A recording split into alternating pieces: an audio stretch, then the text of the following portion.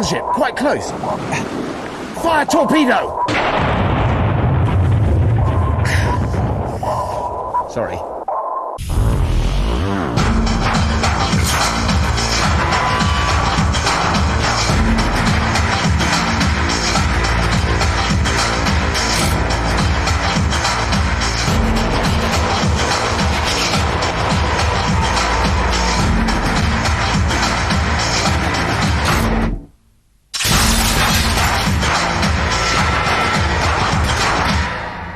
You know, there's nothing like life on the ocean wave. And this is nothing like life on the ocean wave. But this week on Scrapheap, it's gonna be a blast. We want the teams to blow each other out of the water by building, from this sea of scrap, a torpedo. Our first bunch of bodgers-to-be are the chairmen. These guys are wheelchair wizards. Hi, I'm Jared. I'm the captain of the chairman. Myself and my two teammates, Gary and Ron, custom build and modify wheelchairs. I like working with Ron because he's great fun to work with and always having a laugh and joke. See your point, yes. Hi, my name's Ron and I'm one of the chairmen. Gerard makes a good team captain because he's a senior engineer. But Gary is really a computer genius. He has a lot of good ideas. Gary wants to do some things very quickly, so as opposed to getting a screwdriver and finding the right size screws for the job, we pick up a piece of tape and tape the thing together.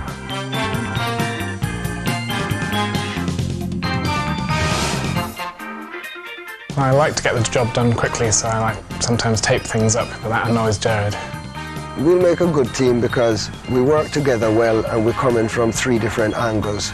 It's going to be really interesting just taking on something you don't expect. Just got to get on with it, get it built, knock it about, bash it about, tape it up if necessary. And that's what I'm really looking forward to.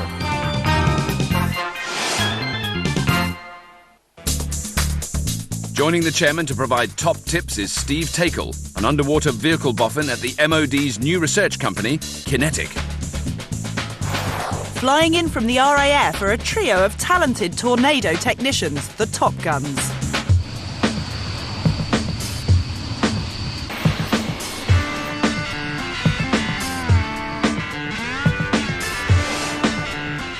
My name's Baz, I'm a propulsion technician in the RAF and I'm the team captain for the Top Guns. The first team member is called Arthur, he's a colleague of mine, he's also in the RAF. My name's Arthur, I'm an engine technician in the Royal Air Force. Well, Barry comes up with some very strange ideas. When he first mentions them, you think, this bloke's mad. But he plugs away, and eventually they usually work. I'm the hands-on man. I'm the welder, the fabricator, the cutter. I really don't want to do an aeroplane.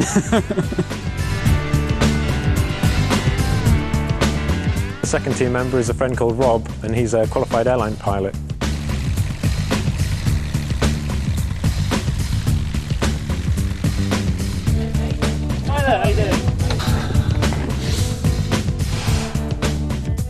My name's Rob, I'm a pilot and I'm in the Top Guns.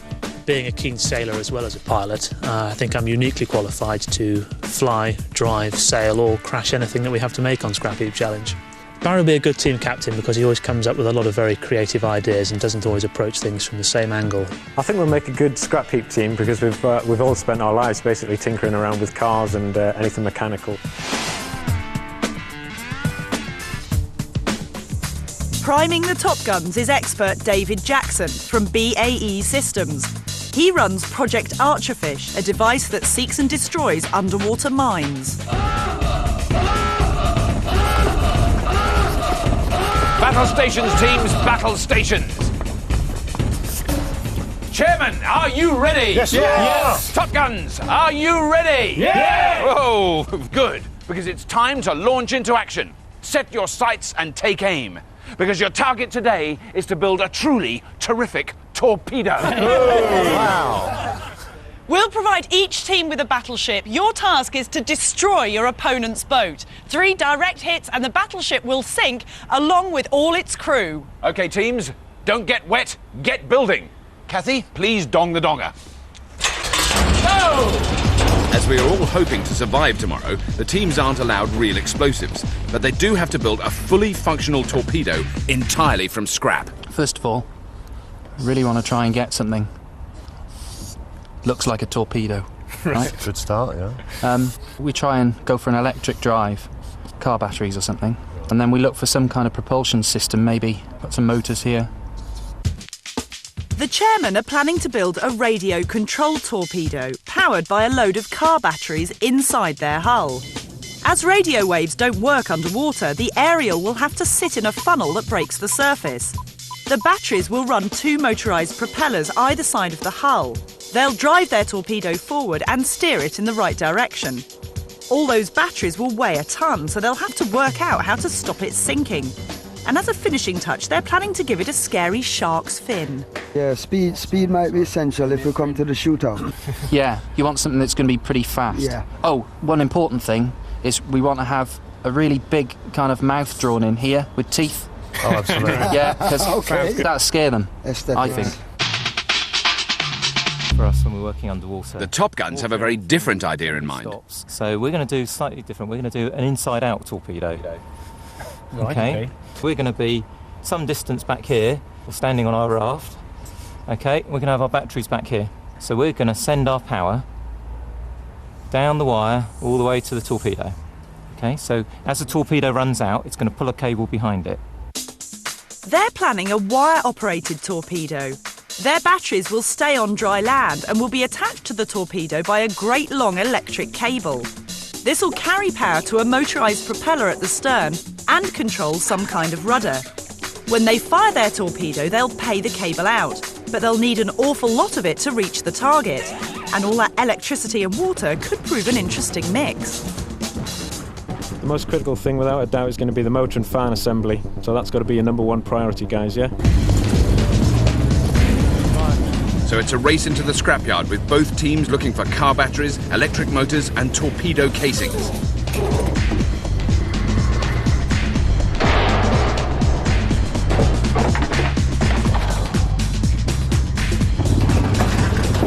As a designer of made-to-measure wheelchairs, Ron's really up to speed on building deadly torpedoes from scrap. But I don't think there's much else here. Teammate Gary is having a crash course in vehicle control. Arthur's an RAF corporal whose day job is changing the spark plugs on Tornadoes. He's got his buggy up to Mach 2 and has bagged lots of booty. Got a mini chainsaw, any good? Petrol chainsaw? Unfortunately, yes. Don't think the chainsaw's going to be any good. Okay. I'm not sure Ron has quite got the hang of this torpedo business. Shark, nature's supreme killing machine. It reaches speeds of over 30 kilometers per hour. A mere collision with it breaks bones. Its bite has a power of almost half a ton. But is it really a vicious killer? What makes it jump? Where does it go at night? And how do you stay alive when you meet one? Discover the habits of the great predator. Shark Attack Day, Sunday the 28th of December from 3 p.m. on Discovery.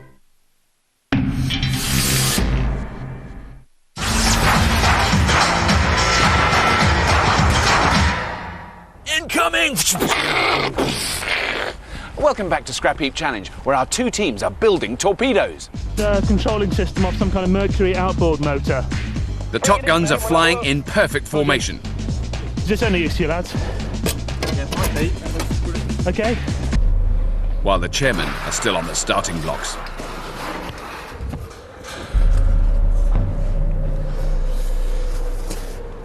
Because we can... Baz is a sergeant in the RAF, but he's been promoted to Top Gun's captain for the day. These boys are going to run this campaign on strictly military lines. Tidy up this list and smarten it up so that we can understand what's going on here. That's a bit neat, guys.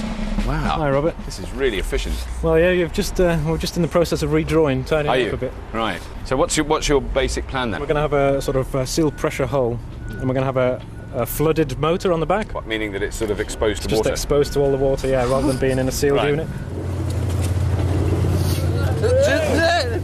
Arthur stops for no man in his relentless quest for scrap. I don't think the car access is going to be any good.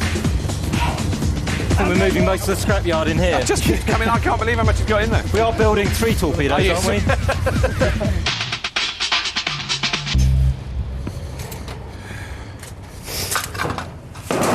At long last, Ron has struck gold. he's found a broken bit of tin ducting. Have we got any... God, what's some... So, Chairman, is that going to be it? It's a bit small for it, isn't it? Oh, really? Sent them back out there? Yeah, This is a decoy, actually, isn't it? Just hold it up over the top of the wall and they'll think it's that long. So come to the board and talk me through your plans. You on a steep torpedo learning curve, or is this a very steep. I've never built a torpedo before. Seen them in films, but never built one. Right. So you're thinking kind of like big and pretty macho, I'd imagine, if you're working on the film model. Absolutely, and why not? These are 2 propellers? Yeah, we've gone for 2 propellers on this design. And what kind of motors are you going to be looking for? Standard electric outboards, aren't they? Electric outboards or motors with props that we can fit on. I mean, these are just going to be outboard motors from the main hull, but we'll just see what we can find. Right. You've got to keep everything in here watertight, presumably. Yeah, we're going to only have 1 hull penetration, though, which is going to be at the top here, that we should be able to seal just the one. One hull penetration. That's good, isn't it? Yeah, very good. Both teams need to find a tube for their torpedo hull and make it watertight. It'll also have to be neutrally buoyant so that it neither sinks nor floats.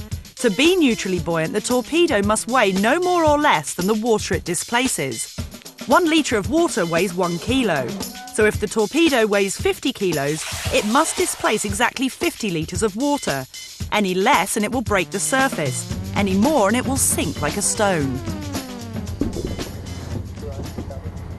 After Arthur's near miss, Rob has taken over at the controls of the Top Gun's buggy.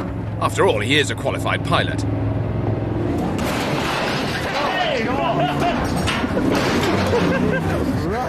God, terrifying, isn't it? Oi! That's my donga! They take no prisoners over here, good lord.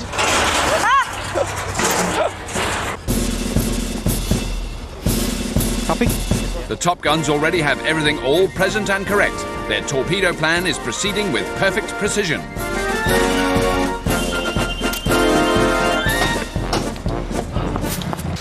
Somewhere out there are 2 motors and 2 propellers, but where out there are they? The chairman is still short of a few torpedo ingredients, like motors, propellers, batteries. They've got a cracking bit of polystyrene, though. You wanted polystyrene? Yeah, that's good.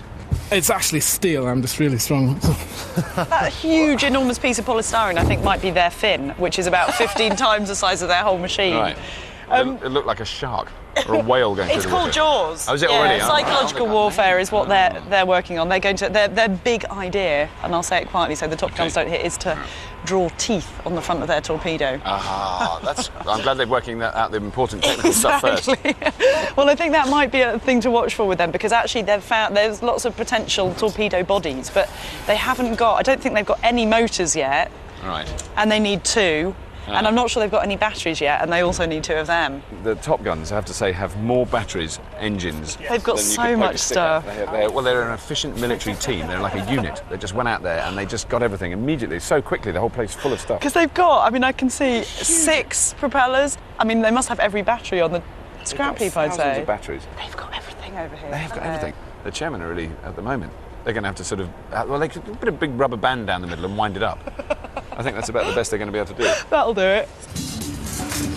Our teams are knocking up torpedoes out of fairy lights and an old toy plane. Whoa. What will a Navy man make of it? To keep an eye on things is Commander Mike Finney. He's an ex-torpedo officer who's also captained his own submarine. Yeah, thank you. I'll take a few. Mike, the chairmen don't have an enormous amount of stuff yet, and a bit of polystyrene in a tube. But I mean, what do you think of their design idea? Is it? It's ambitious, Rob. What they're trying to do is put the batteries, the motors, the whole lot into the actual body itself. No, I haven't heard how they intend to actually control it once it's in I think water. it's a radio control idea. Right. Yeah. The chairmen have actually found the remains of a radio-controlled aeroplane, which of course gives them the requirement to have an aerial above the surface of the water, because radio waves will not go through the water. Ah, right. So they've got to keep this aerial clear of the surface of the water the whole time that the weapon is actually running, which could be tricky. Right. Yes, because of course if it goes under the water, they've lost control of the thing. And then it could go anywhere. Yeah. It could hit them. Yeah. But, so, it's not insurmountable. No. What about the Top Gun team? What about they? I mean, they have so much equipment, and they seem to be they're working very They've brought the junkyard into their own workyard, haven't they? Yeah. And they're crunching over motors and goodness knows what, and batteries. So they've got a surfeit of equipment there. Their design is simpler, a lot simpler, and I do like the idea of not putting the batteries inside the body itself. Yeah. But if I had £10 and was going to put it down at the moment, I'll put it on Top Gun. You go with them. That's where your money is. I would. Ron's still scouring the heap for motors and batteries for the world's first radio-controlled torpedo. How's the feeling in the camp? Are you feeling despondent, or are you still feeling optimistic about Yeah, things? I mean, You're the optimist of the team, though, aren't you, anyway? Is that so? You've got a partying reputation, I've heard. The rumours, they spread. I don't know. Is it true? Let's get it out to everybody now.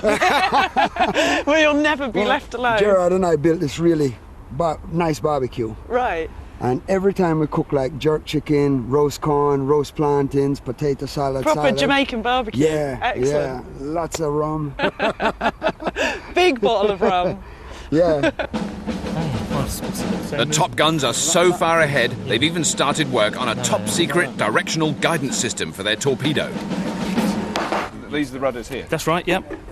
That's very clever. That's a very clever idea. So wait a minute, this will go that way through the water? Yeah, but this is going to be at the stern of the torpedo, as far as I'm aware. And so yeah, we're going to have... and there'll be one of these on either side? Yeah, let's get rid of that. Yeah, one on either side like that. I see. With a solenoid actuated by a solenoid inboard of it. Right, isn't that clever? That's beautiful. Like that. The Top Guns have a dual rudder system to steer their deadly wire-driven warhead. They'll run power from the shore to 2 solenoids, simple switches to operate each rudder. The left solenoid will activate the left rudder, and the force of the water travelling over it will turn the torpedo to the right. Switch the right solenoid on, and the torpedo will turn to the left.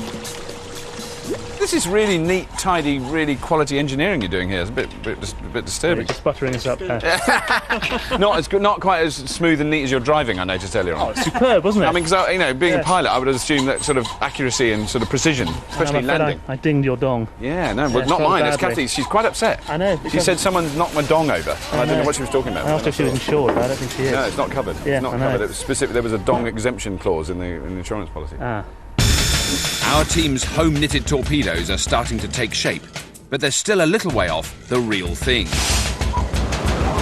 HMS Superb is a Royal Navy hunter-killer submarine which carries spearfish and tigerfish torpedoes with a range of over 30 nautical miles. Oh my God. It's a real one. How do you do, Robert? How do you do? Hi. Welcome Hi. to HMS Superb. Thank you very much. God, this is the first time I've seen a real torpedo. It's a big fella, isn't it? It must be very heavy. I mean, it's going to be... It's close to about 1.5 ton. That's a bit bigger than the ones our teams are building, I think. Well, we've had a little bit more time and money to spend on it probably than your teams. So it goes along these rails here and into this, Yeah, the we torpedo call it tube. Torpedo tube. Torpedo yes, tube. That's right. Yeah. At the moment, the weapon's in its storage position. And what we'd do, the team down in the bomb shop here would load it across, push the weapon up the torpedo tube, prepare it for the command for firing. And this is wire guided as well, because one of our teams is making a wire guided one. Yes. So. Enables us then to guide this weapon wherever we want to in the water. Get it to the target area where hopefully it's going to go bang, like big bangs. Time for a taste of the real thing. Hostile submarine. Stand 2, hostile submarine. Carry out proximity checks. 4,400 yards. Happy with that? Open. 3 and 4 tube bow caps. 3 and 4 tube bow caps. Select to fire 4 tube. Select to fire 4 tube. Fire 4 tube. Stand by to fire. Fire. Fire.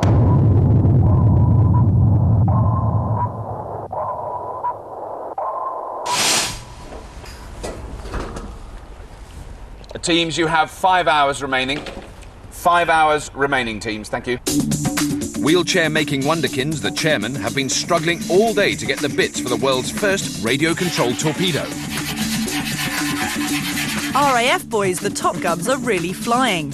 In a well-organised military manoeuvre, they're building a torpedo on a great big electric cable leash. They commandeered loads of Scrapheap motors and props, but they only need one. Their torpedo propeller of choice is a car radiator fan, not renowned for optimum performance under 3 fathoms. But these boys service tornadoes for a living, so they're leaving nothing to chance. They're going to test it underwater. Robert, sorry. Get sleeves rolled up then, Dave. Yeah, would you like to hold that in the water? How many fingers would you like to leave? Yeah, I don't want to hold anything in the water. It's important that I don't show bias by holding it. Yeah, I'll do by it. being electrocuted. Because these are air fans in their normal life, or they were. Yeah. Yeah, they're not really designed to turn their way through water. Yeah. Well, at least it'll give it a wash. Our tank's gone all dirty now, Kath. Ready? Ready when you are. Oh, God. That was excellent. That worked. That definitely worked. Yeah. Right, ready when you are. Oh, that looks good. Nice. Very smooth. Yeah, it's good. It's good. It's a runaway success. Yeah, I'm happy with them. They're good. Yeah. After a disastrous start, the chairs have got one decent motor, and it works. Certainly got speed control, haven't we? Yeah. But they're not quite back in the race yet. You can use these, right? They're not very efficient, but you can use them. So what we could do is mount this off. The wheelchair maker's wacky design plan required two powerful motorised propellers. Similar. What they have is the one powerful motor, bits and pieces from a model aeroplane, and the blades from an old office fan. Steve is an MOD research boffin, so he's used to rather more high-tech components. Get out of this one, Steve. OK, at the moment, right, what we're talking about is maybe have a band that goes around there like this. The chairman wanted two powerful motors mounted one on each side to drive and steer their torpedo. Now Steve reckons they could put their one good motor under their torpedo to give it forward thrust. Then to steer the thing, they'll put the office fan on one side and the toy aeroplane propeller on the other. They'll use radio control to turn each of them on and off to steer them left or right.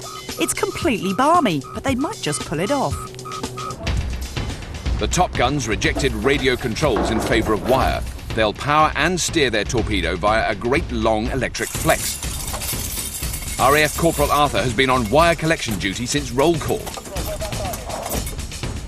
Arthur's beginning to wonder if the top brass have got this wire thing properly thought out. 50 metres? It's 150 feet, yeah. Yeah, right, OK. That'll do for going from the battery to our control box. Yeah. It's got some... The wire guidance system is the brainchild of their expert Dave, who builds clever underwater gizmos in the real world. Dave manages Project Archerfish for BAE Systems. It's not a torpedo, it's actually a device which locates and destroys underwater mines. This used to be done by expensive underwater vehicles with all the brains on board. But the Archerfish is wire-guided, locating the mines by sonar and feeding information back to the controls of the device on shore. That means all the expensive kit can be kept on dry land, so that when Archerfish reaches its target, it can simply be told to self-destruct, taking the enemy mine with it. The company refuses to reveal whether the top-secret Archerfish guidance system uses fairy lights.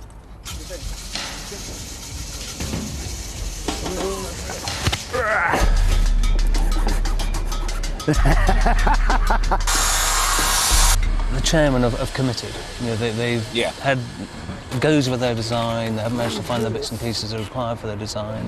So they've adapted, they've improvised, and now they come to committing themselves. Right, yes, because they're actually doing the build now. We're starting to put the build together. Yeah. Now they've got two engines steering them on the chairman's team now. Yeah, two propellers on outriggers coming off the bottom of the torpedo body. Yeah. And I think they either drive one or you drive the other. Right. You know, to keep it going in the direction they want it. So it's quite sort of complex. It does seem, you know. And they don't have the problem of dragging 300 tons of wire behind them, which is...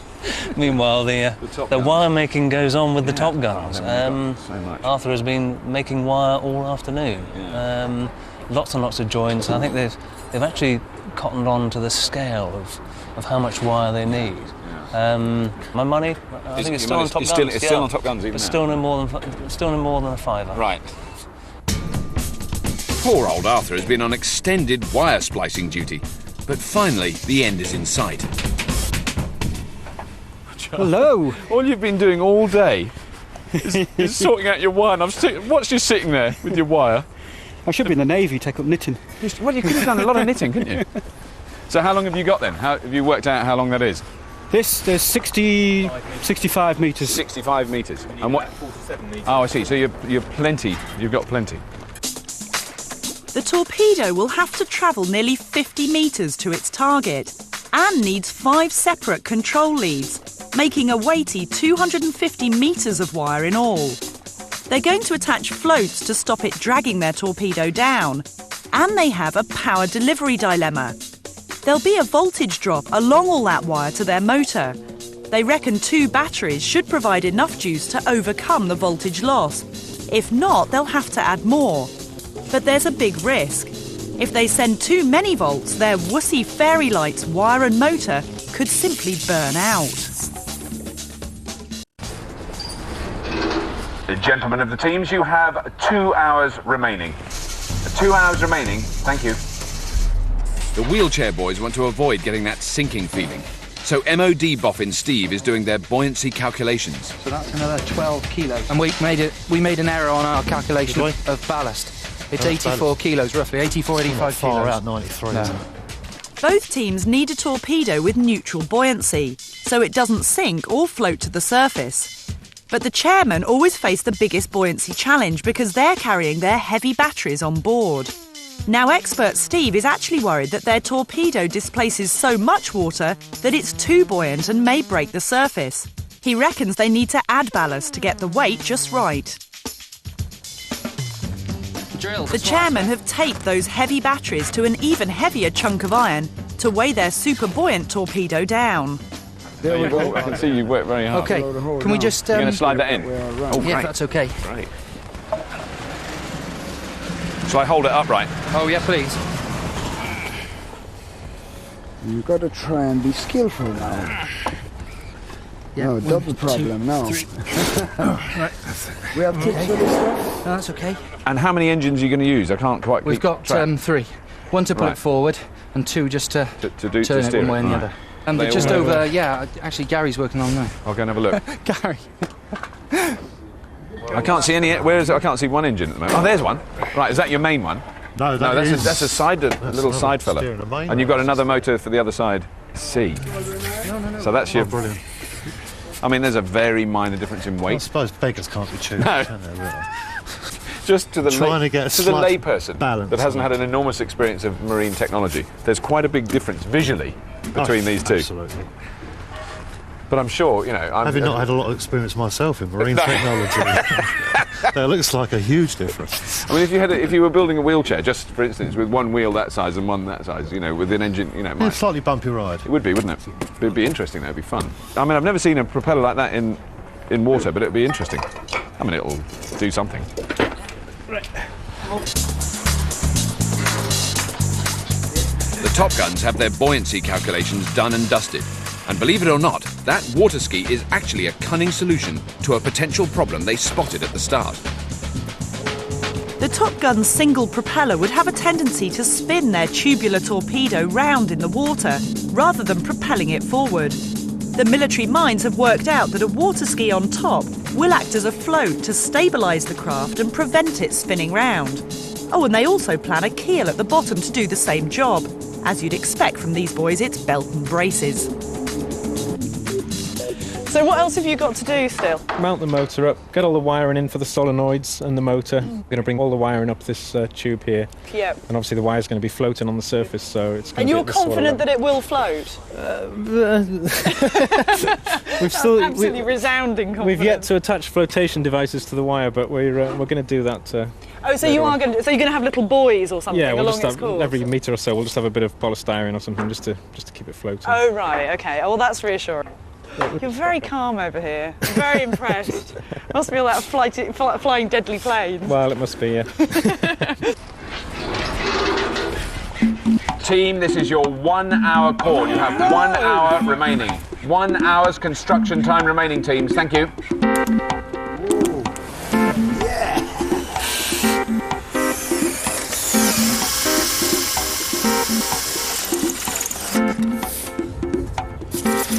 It looks like Weetabix, but it's actually a flotation system for the Top Gun's wire. With only an hour left, they've got an awful lot of wire to get floats on. Get to it, Corporal.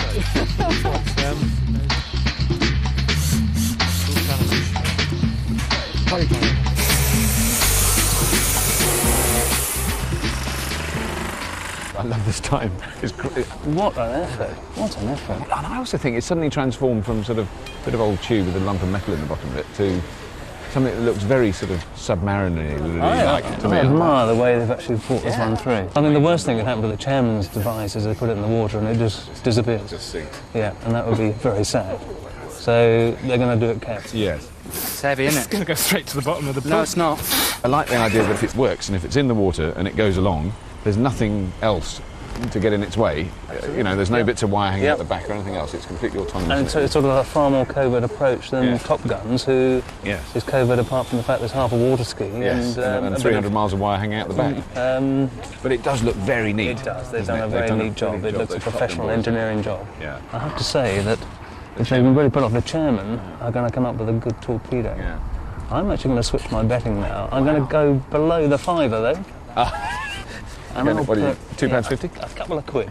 £2 on the chairman. Not bad. We're all getting a bit desperate here. The chairmen are ready to get their torpedo motor on, but there's a last-minute crisis. The all-important engine mounting is wrongly aligned. The patient needs radical surgery, fast. Get the G clamp on there, sharpish. Stop. That's it. Right, now, washer. We need a spanner for this. Right. We need to do it up, so get a spanner, can you? No, too small. Where's the other one gone? No, it's too big. Hey, right, look at that. That's good. That's good. It's not going forward and back. It's not going hardly side to side. Cheers, Ron. So near yet so far at the moment, isn't it? The torpedo is back from the brink and the chairmen breathe again. It's getting perilously close. Teams, you have half an hour left. 30 minutes construction time remaining. Easy. 30 minutes, teams. Well, we've Thank got you. all the bits on our material list now, anyway. We've got all the bits on everyone's material list, I think. The Top Guns are confidently on course for early completion of their mission. Do you want to test resistance or? Not really. I'm pretty happy that it's all wired up right. They just have to run a quick check on their wiring. Yeah. Well, you've told me the wrong wires then, because that's supposed to be the motor. Oh dear. The wiring isn't delivering power to the torpedo controls. Could Wiring Corporal Arthur be in line for latrine duty? Or is Expert Dave in the firing line? We'll have to disconnect it at this end. Tense faces. Wiring up tornadoes looks like a pushover compared to this job. Take the spade off. There's a very worried-looking cluster of people over here. Oh, just a few small teething problems. Few What's going on? Difficulties. Nothing is going on. Oh, really? That's the problem. 'Cause I bet Arthur really loves the idea of going through that entire wiring system, checking every... Oh, we know that's okay. We know getting it down at this end. Oh, do you? Yeah. Oh, so the problem is... It's just right. up here somewhere. Yeah. So, that one there. Yep. Is that the green one? That's the motor as well. Oh, that one. Yeah, positive. That's minus there. Oh yeah, I want that one. Oh dear. Oh, trouble in the Top Gun camp. Very much trouble in the Top Gun camp. I saw them clustering a bit. It's actually kind of a relief for me to know that they are human enough to really worry sometimes, because they're definitely really worried. Oh, really? What's happening? Well, then they've basically got the power's not coming through to their torpedo.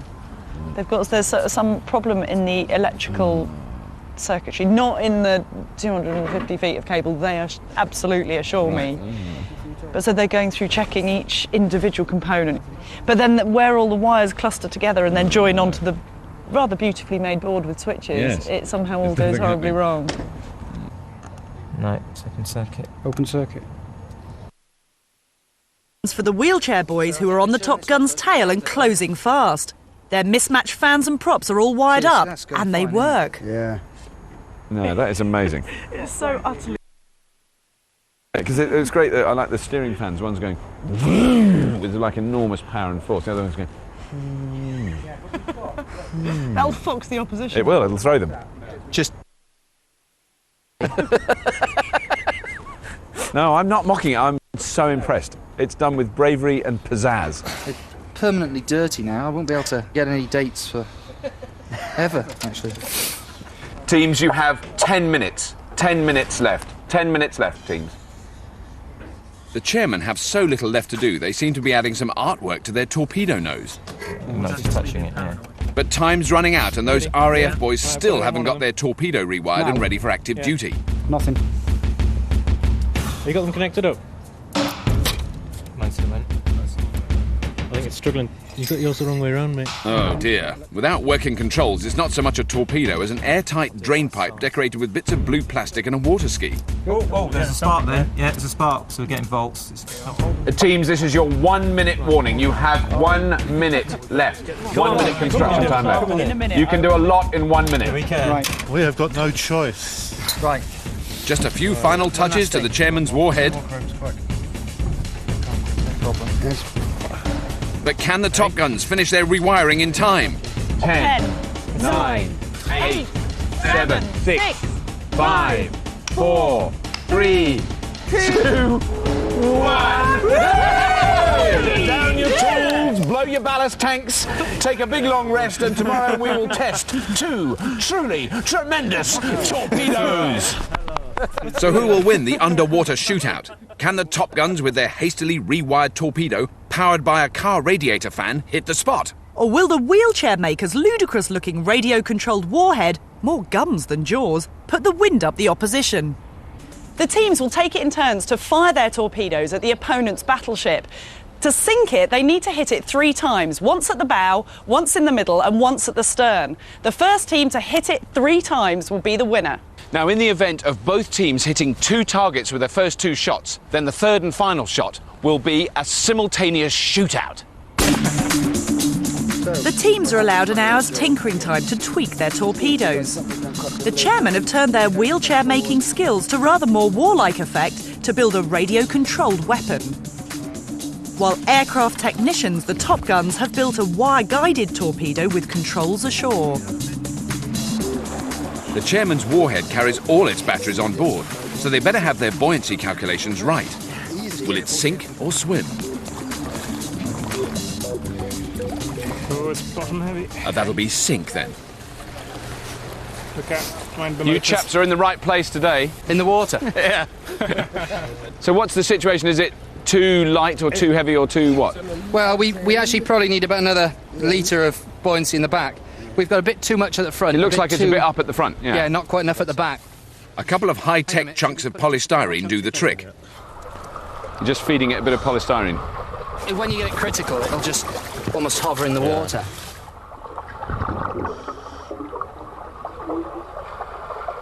Their somewhat mismatched motors are working underwater, but will it go round in circles during the competition? The Top Gun's magnificent military campaign hit a late hitch with some dodgy wiring, but now it all seems to be in good order and their buoyancy looks spot on. OK, I'll steer to the left. OK. But their steering is, well, non-existent. That rudder looks awfully small. And it's going... Is that steering to the right? That's supposed to be going left. It's quite straight, isn't it? It is quite straight, yeah. And it's going straight. That is turning a little. It's turning a little. There's little turning visible to the naked eye, but Captain Baz tries to convince himself it's working. That was actually, once we got a bit of speed on there, that was actually starting to turn, wasn't it? It's hard, it's difficult to see down here, but you can see it from up there. I think Rob might be saying it rather subtly saying, well, actually, no, not really. No, Rob, it was. So what can you do about that? We can increase the surface area of the rudder. And presumably you've noticed activities on the other side of the lake over there. Yeah. The chairman's one looking... They're looking OK, actually. Not bad, is it? Mm. They seem to have some steering function as well. As long as it only goes left. Was it a tape? Oh, that's OK. The chairmen aren't worrying about their steering. They're giving their torpedo a little facelift. Meet Jaws. Hi. Great stuff. Gary, that's brilliant. They've got tremendous manoeuvrability. Yeah. But what's interesting is that most of the directional capability is by that one big one. They could have done with one, couldn't they? It would have worked just as well. Yeah.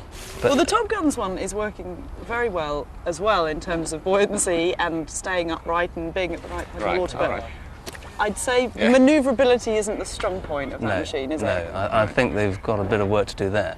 And what's happened is that they're only actuating one rudder at a time. So one rudder is remaining right ahead, and the other one is moving. And not even moving a huge amount. Not moving a huge amount, and therefore there's got to be a tendency for the vehicle to want to keep going straight on. Yeah. So where would your money be now then, Mike? It remains with the chairman. It does? Oh, yeah. And has it increased? It went down to £2.50, I think. No, yeah. £3. £3? You're a crazy, crazy guy. Call me Mr. Reckless. It never rains, but it pours. With just 20 minutes to their launch window, the Top Guns are going for a radical rebuild to give them a bigger rudder with more turning power, using a plastic tea tray.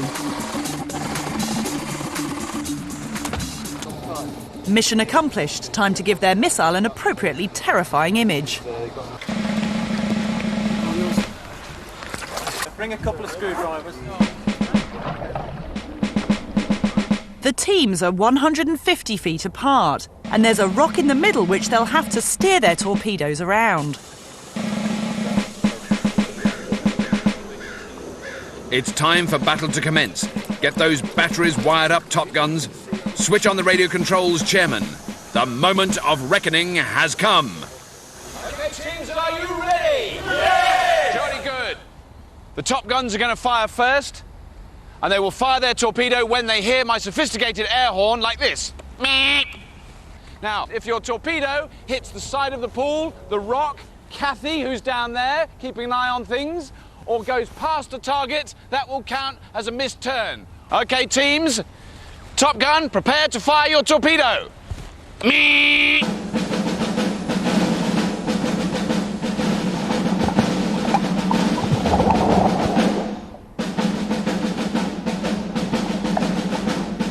The steering adjustments seem to work, but it's not exactly Mach 3. Still, accuracy is what it's all about.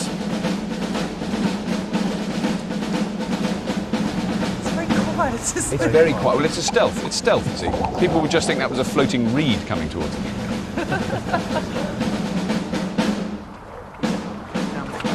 Seems to be slowing down a wee bit. Still making good progress. Good. Yeah, no, it's all right. Yeah, no, it's still moving, isn't it?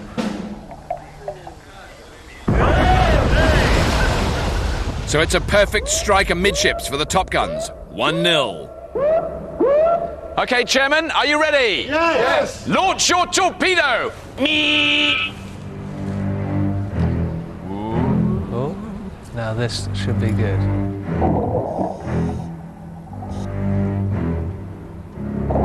You can see some power there. No, it's moving. It is moving. I like the surging. That's very nice. This thing is very manoeuvrable.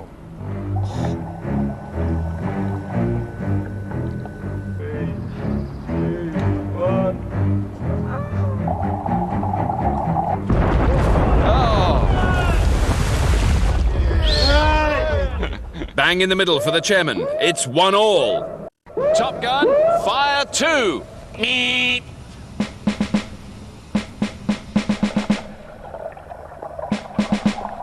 Now, I'd say that was going a bit slower at the start, isn't it? Yes. And do you think that's entirely because the batteries are just sort of... They're running just with the 24 volts. They've got quite a voltage drop across the wire. The length of all the wire. And that's what 24 volts is giving them. Yeah.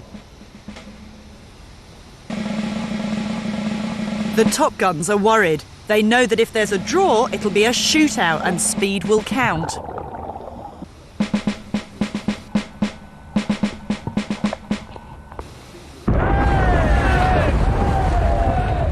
Another deadly accurate strike for the Top Guns. 2-1 to the RAF. So which one are you going to be going for on strike 2? The right one, which is the hardest to go. Do you mean the bow or the stern? Right, we're going to go for the stern. Excellent. Well, good luck for round 2. Thank you. I'll keep out of his way. Chairman, fire 2. The Chairman launched Jaws on another killer attack.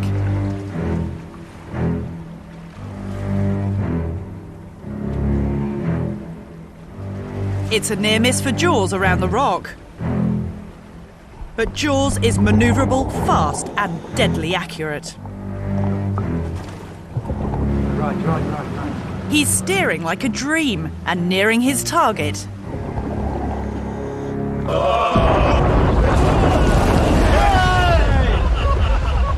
The Chairman's stern strike levels the score, so at 2-2, the competition becomes a torpedo shootout.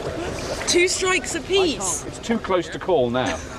It's speed as well as accuracy that will count now. Both teams must fire at the same time. First team to hit their opponents will be the winners. I think Flipper stroke Jaws has the edge on speed, definitely. But the Top Guns have got another battery that... In fact, they've got another 2 batteries that they haven't wired up yet. There's a bit of a debate going on because Dave obviously wants to go with all 4, but Baz is slightly worried that that could... Could that blow the whole thing? Well, it could do, but I think from what we've seen so far, that they ought to connect up every single battery they've got. I might come and join you on the pool side for round 3, actually. I think it's not a bad idea because it's going to be dangerous in there. There's going to be torpedoes flying around everywhere. At high speed. There's going to be war in here. Yeah. The cautious Top Guns have decided to use just 1 extra battery. It'll speed up their torpedo, but will it be enough? The chairmen know that to win, Jaws must avoid not only the Top Gun's torpedo, but all that wiring behind it. OK, teams, this is a death match shoot-off. On my mark, fire your torpedoes. Are you both ready? Yes!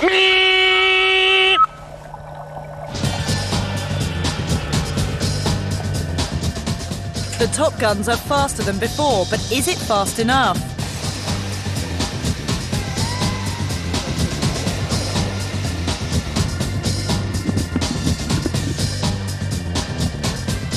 Jaws reaches the rock first. It's going to be close. And his beautiful steering averts a disaster. Jaws is ahead, but will he hit the target? And it's the killer blow! It's bang on for the chairman. 3-2 and victory to the wheelchair wonders. The Top Guns are well and truly sunk. Well done, chairman. And it's a lap of honour for the chairman. Hey. Let's see that near miss in slow motion. The chairman's torpedo squeezes through the gap between the rock and the Top Gun's oncoming missile. It couldn't have been closer. Chairman, there's no question. You won. You got your deathmatch shootout. Do your Congratulations. worst. Chairman, go through to the next round. Commiserations to an absolutely excellent, not exactly high speed, but excellent go by the Top Guns. Well done, guys. Really good. Really good. Oh! Hey.